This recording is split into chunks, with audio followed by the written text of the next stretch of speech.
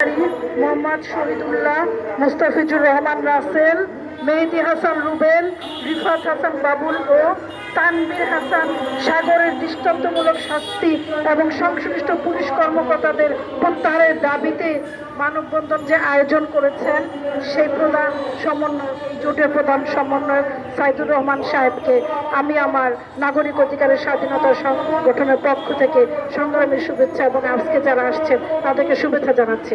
সেই সাথে জানাচ্ছি মুক্তিযোদ্ধা এবং আমরা যাদের কাছ থেকে অনুপ্রেরণা পেয়ে রাজনীতি করতে এসেছি সেই আমার পাশে আছেন জাতীয় পার্টির নেতা, তাকে আমি সংগ্রামের শুভেচ্ছা জানাচ্ছি। যারা আছেন আমি শুধু এইটুকু বলবো, আজকে যে আয়োজন হয়েছে এখানে আপনারা যারা সাংবাদিক আছেন সবাই এখানে আপনারা পেয়েছেন, আপনাদের কাছে এই লিস্ট গিয়েছে, আপনারা এই ঘটনা জেনেছেন। এটা শুধু একটা ময়মনসিংহের ঘটনা না, সারা বাংলাদেশের চিত্র। 17টা বছর কি ঘটেছে আপনারা জানেন। আপনারা আজকে এখানে যারা সাংবাদিকরা আছেন তারা আপনাদের এই সব তুলে ধরতে পারছেন, টিভিতে যাচ্ছে, আমরা প্রতিবাদ করতে পারতেছি। আমি শুধু একটা কথা দিয়ে বলবো, বাকিটা পরে আসছি। গতকালকে শাহবাগে আমরা কিছু বোনদের দেখেছি তারা প্রতিবাদী হতে। আপনাদের সমস্যাটা কোথায় আপা? এতদিন কোথায় ছিলেন 17 বছর? কালকে যেভাবে পুলিশ অফিসারকে আপনারা মেরেছেন এটা কি ঠিক হয়েছে বলেন? এত 17 বছর যেই পুলিশরা একটা কায়েম করেছিল সে হারুন সাহেবরা যে আমরা তোদেরকে মারবো, তোরা বাংলাদেশে কেন জন্ম নিয়েছিস, তাই তোরা মার খাবি কিন্তু কাঁদতে পারবি না। যদি কাঁদিস, যদি বলিস যে আমাদেরকে পুলিশ মেরেছে তাহলে আরো মারবো, গুম করে ফেলবো, আনাগরে ঢুকিয়ে দিব। সেখান থেকে এখন আমরা বেরিয়ে এসেছি, আমরা বলতে পারছি পুলিশ আমাদেরকে মেরেছে 17 বছর, আমাদেরকে প্রতিবাদ করতে দেয়নি, কোনো পত্রিকায় নিউজ করতে দেয়নি। এখন আমরা একটু কথা বলতে পারছি, কেউ মারতে আসলে তাদেরকে আটকাতে পারবো। তা আপনাদের সমস্যাটা কোথায়? আমাদের স্বাধীনতাকে আপনাদের সহ্য হয় না? আমি প্রতিবাদ জানাচ্ছি এই ধরনের সংগঠনদের বিরুদ্ধে। ডক্টর স্যার আপনাদের প্রতি আমাদের অনেক আশা, সারা বাংলাদেশের মানুষের অনেক স্বপ্ন। আপনারা এগুলো বন্ধ করুন। আমাদেরকে মাঠে যেভাবে আমরা কথা বলছি সব, আপনি 7 মাস অনেক দেরি হয়ে গেছে, তবুও এখনো সময় আছে। যেই সব পুলিশ অফিসাররা দোষী তাদের জন্য এখন যারা দায়িত্ব পালন করছে তাদেরকে আপনারা গায়ে হাত তুলতে পারেন না, সবাইকে দোষী করতে পারেন না। সব পুলিশ অফিসার দোষী না, যারা দোষী তাদেরকে আইনের আওতায় আনেন। এবং যেসব সাংবাদিকও আছেন, অনেক সাংবাদিকও আছেন তারা বিগত সরকারের সমালোচনা আপনারা আলাদা করুন। না হয় তারা তো এখন টাকা পয়সা কামিয়েছে, তারা সাবধানে আছে, তারা নিরাপত্তায় আছে, কিন্তু যারা এখন দায়িত্ব পালন করছেন তাদেরকে অনুরোধ করছি তাদের জীবন অতিষ্ঠ করে তুলবেন না, তাদের নিরাপত্তা এই সরকারের দায়িত্ব। তাই আমি বলবো আপনারা এখনো সময় আছে, চিহ্নিত করুন যেসব সাংবাদিকরা দুর্নীতি করেছেন, যেসব প্রশাসনের লোক দুর্নীতি করেছেন, যেসব রাজনীতিবিদ দুর্নীতি করেছেন। যদি আমার সংগঠনের কেউ যদি বিগত সরকারের সাথে হাত মিলিয়ে থাকে তাদেরকে চিহ্নিত করুন। স্যার, রাস্তায় এখন নিরাপত্তাহীনতায় আমরা ভুগছি, সাধারণ মানুষ যারা কাজ করছে তারাই নিরাপত্তাহীনতায় ভুগছে। অনুরোধ করছি এই ডিভাইডটা করতে হবে, আপনাকে এই চিহ্নিত করতে হবে।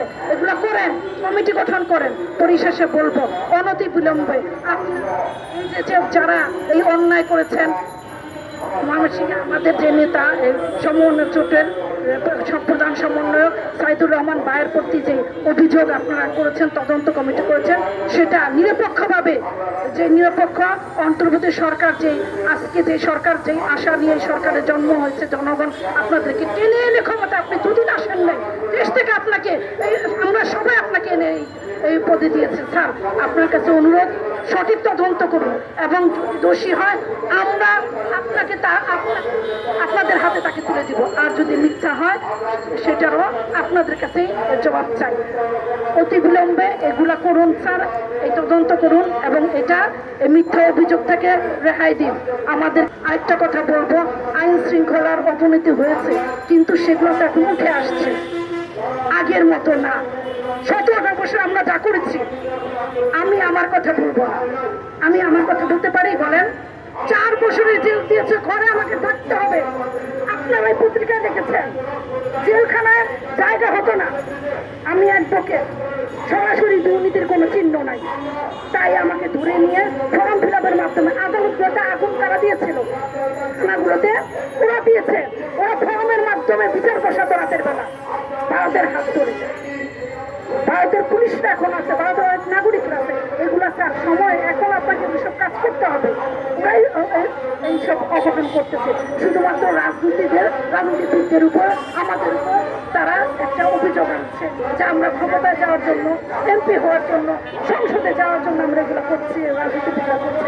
আসলে তা না, নাশকতা করতেছে দ্বিতীয় কোনো শক্তি যারা এই দেশকে অস্থির করতে চায়। এগুলো যদি চিহ্নিত না করতে পারেন স্যার, আপনারা এই জুলাইয়ের অবদান ব্যর্থ হবে। জুলাইকে একটা অভ্যুত্থান একটা দিতে হবে, আর এগুলো আপনাকে করতে হবে। এইসব আমাদের স্বাধীন নির্বাচন কমিশন দিতে হবে। দ্রব্যমূল্য যেভাবে আছে নিয়ন্ত্রণে প্রত্যেকটা মানুষের অভাব দূর করতে হবে। আপনাদের কাছে সাংবাদিক ভাই, আপনাদের কাছে আমি প্রশ্ন করি, বিগত দিনগুলোতে প্রত্যেক দিন পেপার খুলে দেখতাম আমরা 17 বছর অভাবের তাড়নায় ফ্যামিলি, পরিবার, বাচ্চাদেরকে বিষ খাইয়ে আত্মহত্যা করেছে বাবা মা। এখন কি সেরকম দেখছেন? এগুলোর জন্য বর্তমান সরকারকে এবং বাংলাদেশের মানুষ, এর অর্থ এই না যে ডক্টর ইউনূস স্যার আলাউদ্দিনের চেরাগের মতো সবার অভাব দূর করেছে, সেটা না। কারণ মানুষ এখন ধৈর্য ধরে আছে যে আমাদের সামনে ভালো আছে, অভাব আছে, কষ্ট আছে, ঘরে নিরাপত্তা নাই, 5 বছরের শিশুর নিরাপদ নাই। স্যার নিরাপদ, এখন নিরাপত্তাহীনতায় ভুগছে। অনুরোধ করছি শক্ত হন স্যার, এগুলা ফাইন্ড আউট করেন। আমাদের বাংলাদেশের বেশিরভাগ সাংবাদিক সব হাতে গোনা কয়েকজন ওই সরকারের সাথে হাত মিলিয়েছিল ফ্যাসিস্টদের হাতে, তাদের চিহ্নিত করুন, তাদেরকে জেলখানায় দিয়ে দেন স্যার, পরে বিচার করে নিয়ে আসেন। পুলিশদের, লিডদের যারা অন্যায় করেছে এগুলো যদি না করেন স্যার, এই অন্যায়কারীরা এই অপরাধগুলো করবে স্যার, সাধারণ মানুষের উপর অত্যাচার হবে। এই যে যারা আহত হচ্ছে, রাস্তাঘাটে যাদেরকে কোপাচ্ছে, তারা নিরীহ মানুষ। কালকে পুলিশ অফিসারকে পিটিয়েছে, ওনার বিরুদ্ধে কোনো অভিযোগ আছে? আমার তো মনে হয় নাই। থাকলে উনি এত সাহস করে দায়িত্ব পালন করতে আসছেন না। পুলিশ তারাও আমাদের ভাই। সবাইকে ধন্যবাদ জানাই।